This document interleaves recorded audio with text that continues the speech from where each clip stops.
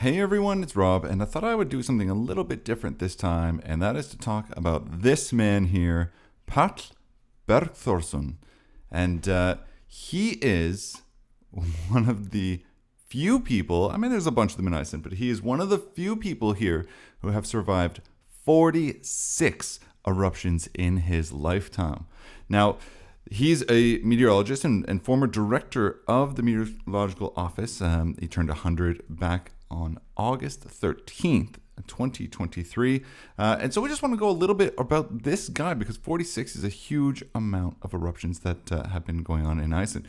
Now, he was born in an area near, I think it was Reykholt. So if we just take a look here, in this area here, on August 13th, 1923, he graduated from Menntaskóli í Reykjavík, which is the Reykjavik College, in 1944.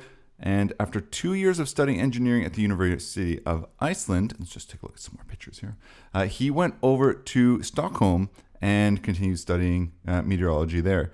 Continued to study and research at Stockholm University, completed his PhD in 1955, and then in 1958 he went to Oslo for several months doing research to prepare for a 2-day weather forecasts.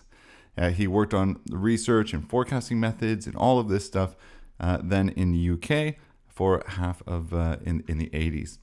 Then, of course, he began to work at the Icelandic Meteorological Office.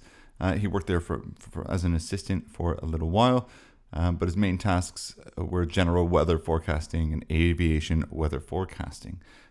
If we take a look at some of the pictures that we have here. So we can see him in his prime there.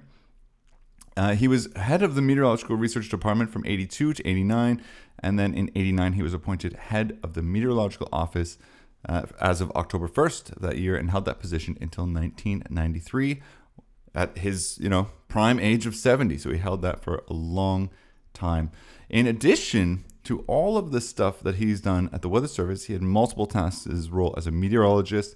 He was a member of the Working Committee on Data Acquisition and Data Use at the Nordic Meteorological Office, and as chairman for a while in the winter of 1954-55, together with some other people who did pioneering work on computer analysis and drawing of weather maps.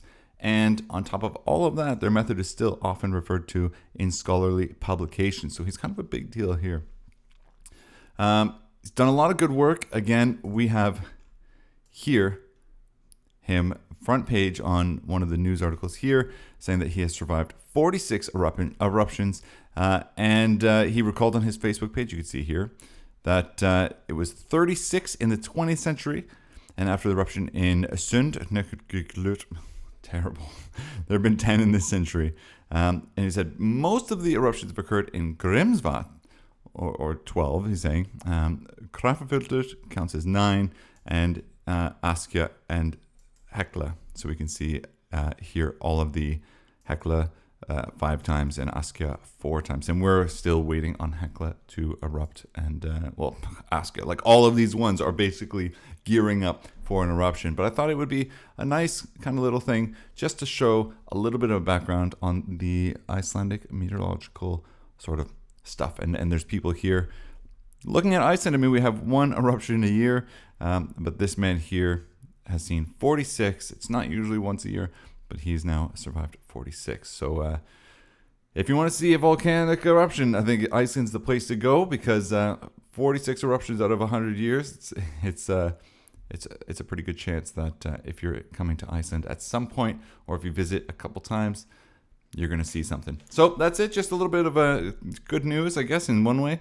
We're still waiting on some information coming out of the Meteorological Office and of the governments and the civil protection and things like that.